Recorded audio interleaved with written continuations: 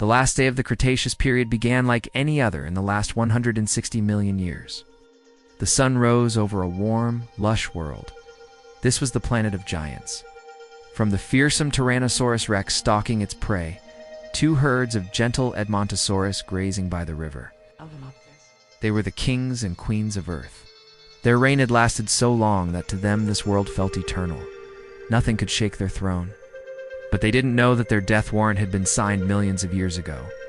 Somewhere deep in the asteroid belt between Mars and Jupiter, a cosmic rock, the size of Mount Everest, was hurtling towards Earth at 20 times the speed of a rifle bullet.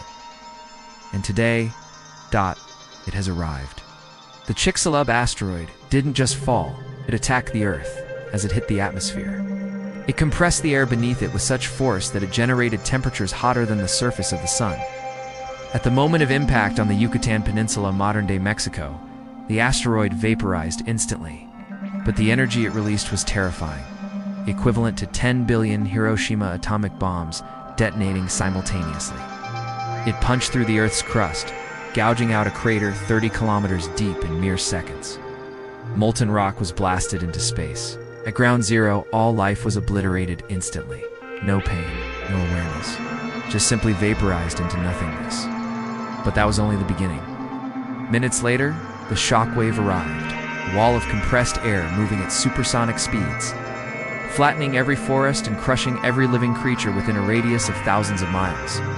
Next, the oceans reacted. A tsunami 1.5 kilometers high, taller than any skyscraper humanity has ever built, wept across the continental coastlines. But the real killer came from the sky.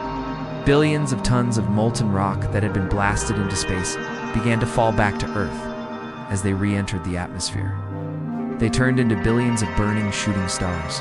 The sky turned into a giant oven. Global air temperatures skyrocketed to hundreds of degrees Celsius.